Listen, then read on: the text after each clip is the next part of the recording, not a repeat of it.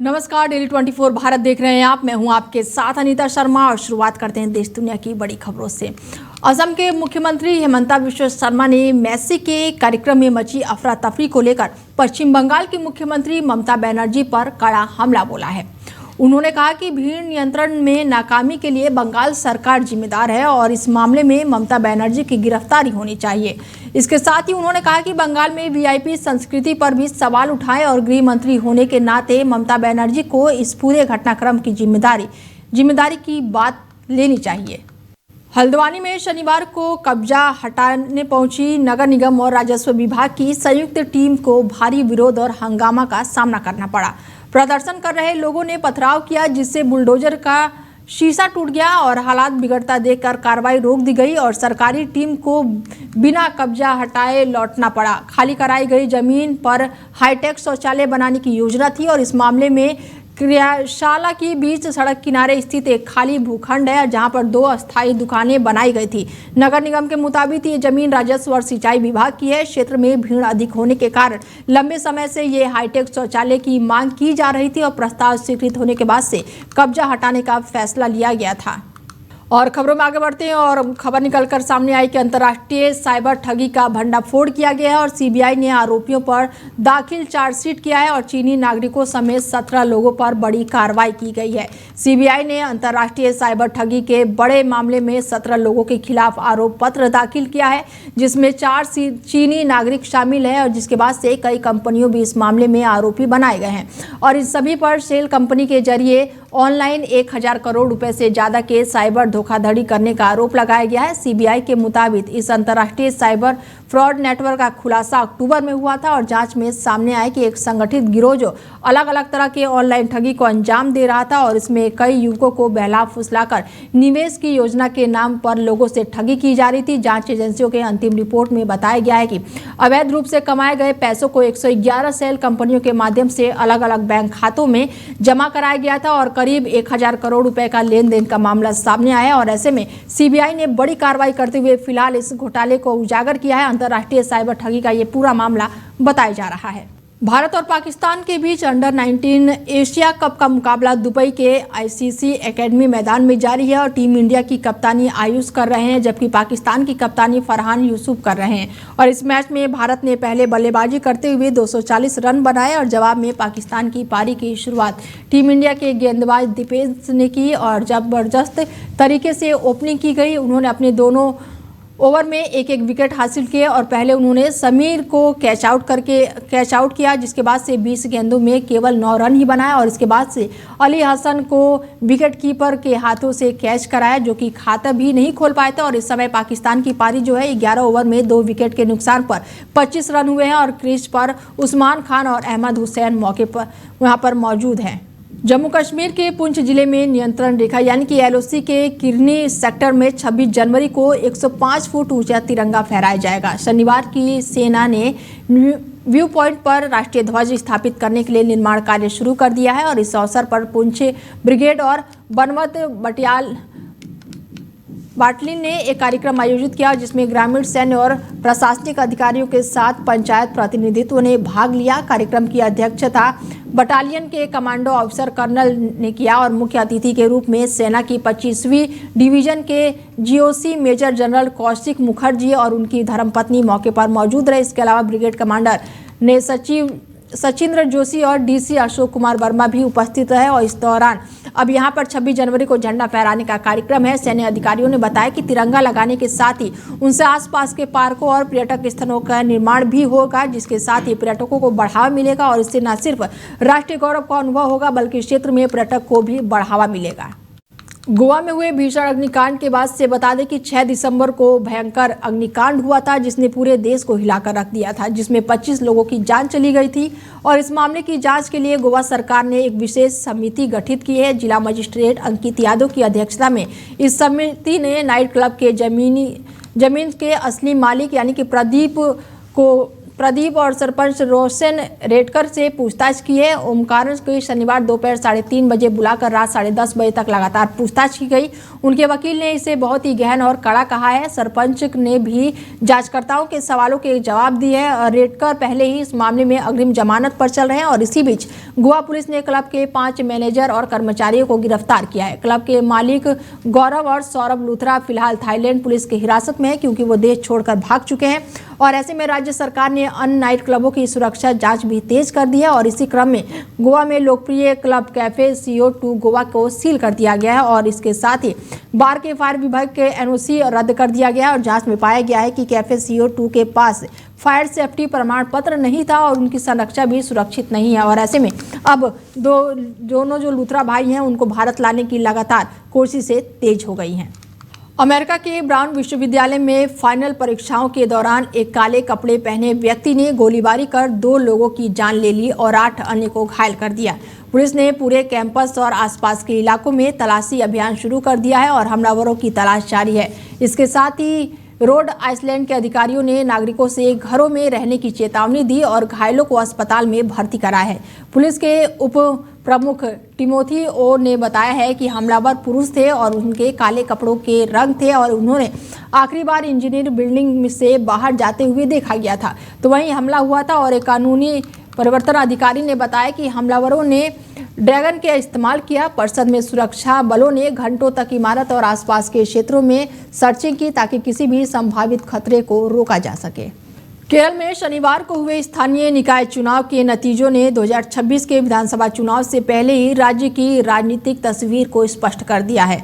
CPI-M के नेतृत्व वाले लेफ्ट डेमोक्रेटिक फ्रंट यानी कि LDF को पूरे राज्य में काफ़ी बड़ा नुकसान हुआ है, जबकि कांग्रेस के नेतृत्व वाले UDF शहरी और ग्रामीण दोनों इलाकों में मजबूती से वापस आए हैं। तो वहीं बीजेपी के नेतृत्व वाली NDA भी अपनी पकड़ मजबूत करने में सफल रहा है, जिसने यहां पर स्पष्ट किया है कि केरल की राजनीति अब केवल लेफ्ट बनाम कांग्रेस से समिति नहीं रह गई है। केरल में स्थानीय निकाय चुनाव को हमेशा विधानसभा चुनाव का सेमीफाइनल माना जाता रहा है और इस बार के नतीजे लेफ्ट के लिए अनुकूल नहीं रहे और राज्य के कई जिलों में यहाँ तक कि उनके परंपरागत गढ़ों में भी उसे नुकसान झेलना पड़ा है। कांग्रेस गठबंधन सबसे बड़ा लाभार्थी बनकर उभरा है, जबकि बीजेपी ने खासतौर पर शहरी इलाकों में अपनी उपस्थिति और मजबूत की है। इससे ये संकेत मिलता है कि केरल की राजनीति में अब पूरी तरह से ध्रुवीकरण देखने को मिल रहा है।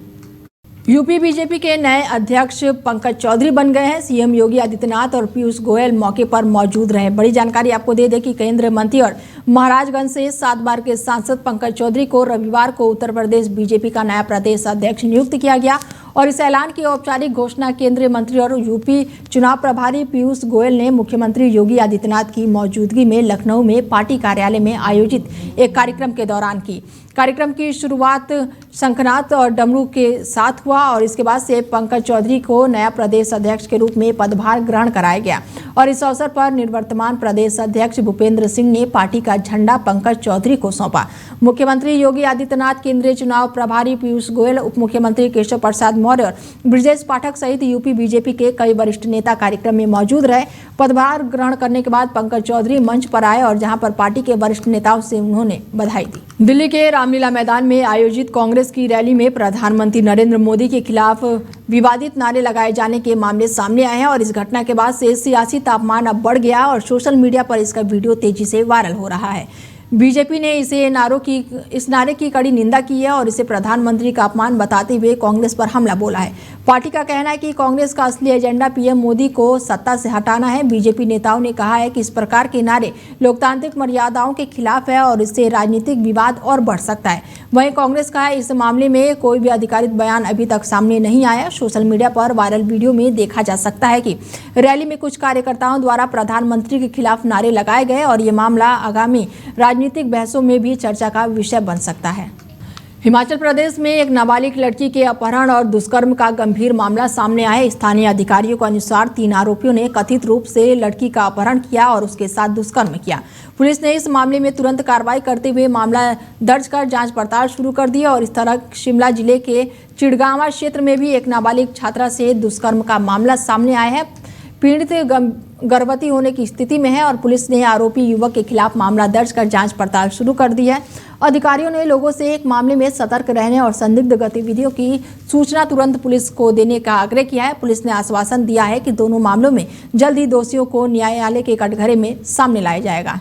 राजधानी रांची में साइंस सिटी तक 3.216 किलोमीटर लंबा नया फ्लाईओवर बनकर तैयार होने वाला है और ये फ्लाईओवर अल्बर्ट चौक, दिव्यांग चौक जैसे भीड़भाड़ वाले क्षेत्रों में यातायात जाम को कम करने में मदद करेगा।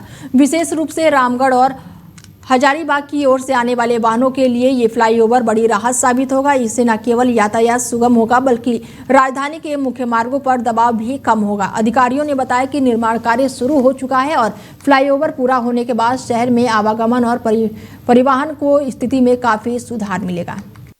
ऑस्ट्रेलिया के सिडनी में मशहूर बॉडी बीच पर तबातोड़ फायरिंग की घटना में 10 लोगों की मौत हो गई है और कई अन्य लोग गंभीर रूप से घायल बताए जा रहे हैं। घटना के बाद से इलाके में अफरा तफरी और दहशत का माहौल बन गया है। स्थानीय पुलिस तुरंत मौके पर पहुंची और जांच में जुट गई है। पुलिस ने 2 आरोपियों को गिरफ्तार किया है और मामले की तह तक जाने की कोशिश कर रही है। फायरिंग के समय बड़ी संख्या में लोग जान बचाकर इधर उधर भागते नजर आए। अधिकारियों ने सुरक्षा बढ़ा दिया और लोगों से सतर्क रहने की अपील की है। दिल्ली पुलिस की क्राइम ब्रांच ने एक बड़े नकली दवा रैकेट का पर्दाफाश किया है और 2 आरोपियों को गिरफ्तार किया है। DCP crime branch Aditya Gautam के अनुसार छापेमारी के दौरान बड़ी मात्रा में नकली दवाएं और उनके निर्माण का कच्चा माल बरामद हुआ है और ये कार्रवाई दिल्ली एनसीआर क्षेत्र में सक्रिय मादक पदार्थों और नकली दवाओं के नेटवर्क के खिलाफ की गई है। पुलिस ने बताया कि रैकेट के अन्य सदस्य इसी की आपूर्ति श्रृंखला में लगातार जाँच पड़ताल की जा रही है। और खबरों में आगे बढ़ते हैं और खबर है उत्तराखंड से। बता दें कि उत्तराखंड में हरिद्वार में यातायात व्यवस्था को चुस्त दुरुस्त करने के लिए पुलिस उपाधीक्षक यातायात ने पुलिस लाइन के अर्धवार्षिक निरीक्षण किया और निरीक्षण के शुरुआती सलामी गॉड्स से हुआ और इसके बाद से स्टोर कार्यालय और मैस की व्यवस्थाओं को परखा गया।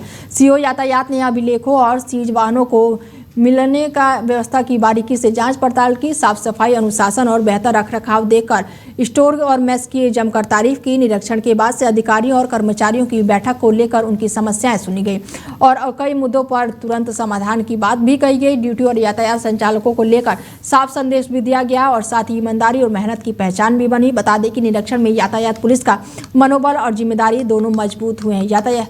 हरिद्वार में यातायात व्यवस्था की जांच की जा रही है और ट्रैफिक पुलिस लाइनों में सीओ का निरीक्षण भी देखने को मिला।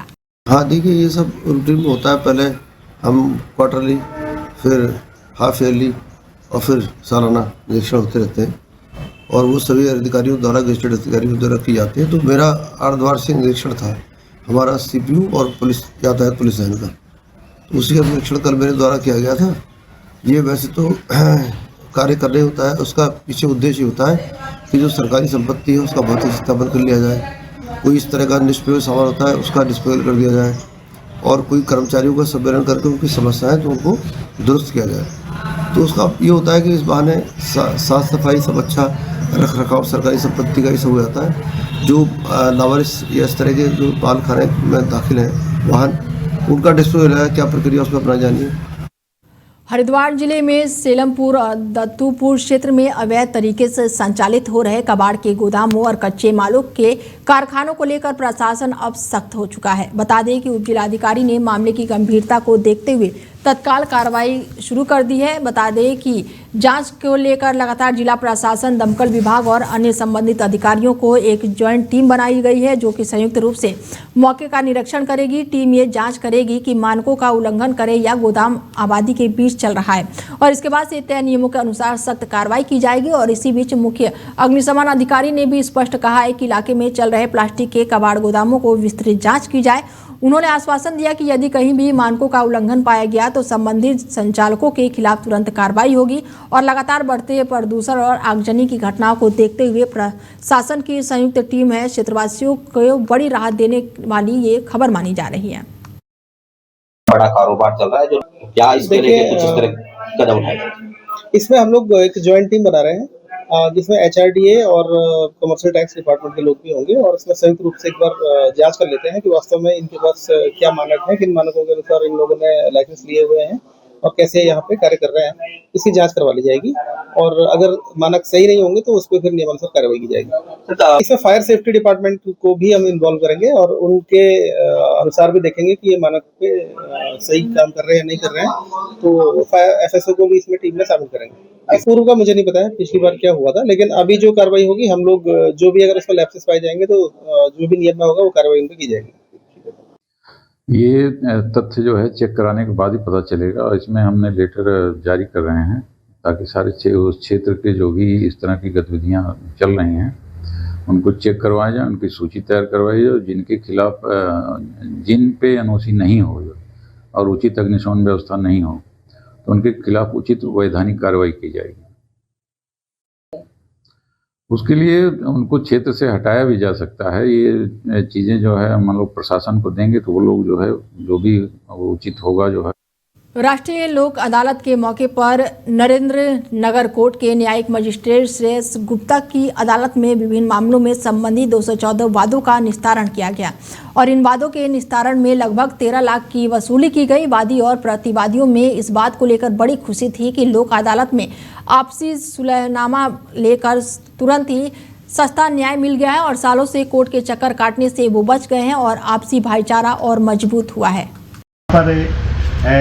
लोक अदालत लगी है नगर कोर्ट में और 214 मुकदमों का निस्तारण कोर्ट ने कर दिए हैं और 13.5 लाख रुपए करीब जो जुर्माना लोगों से वसूला गया है वो बहुत कम मात्रा में वसूला गया है क्योंकि लोक अदालत है इसलिए। क्योंकि ज़्यादा से ज़्यादा तो क्या होता है कि ज़्यादा से ज़्यादा कोर्ट ये कोशिश करती है कि लोक अदालत में लोगों को फ़ायदा मिले और कम जुर्माना हो, इसलिए हर तीसरे महीने हाई कोर्ट के आदेश के अनुपालन में हर तीसरे महीने यहाँ पर लोक अदालत लगती है जिसमें वादों का निस्तारण होता है। आज राष्ट्रीय लोक अदालत के तहत जो DLSA संचालित करता है, राष्ट्रीय लोक अदालत के तहत विभिन्न प्रकार के मुकदमे जैसे MB एक्ट के तहत और महिलाओं से संबंधित जितने भी वाद हैं कुल 214 वादों का निस्तारण हुआ, जिसमें MB एक्ट के तहत लगभग करीबन 13.5 लाख रुपए का कुल धनराशि इकट्ठा की गई जो सरकार के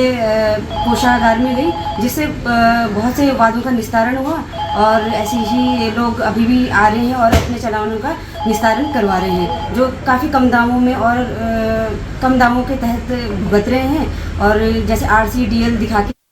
देहरादून एयरपोर्ट पर सर्दियों के सीजन में होने वाले कोहरे से निपटने को लेकर एयरपोर्ट पर एक मॉक ड्रिल का आयोजन किया गया।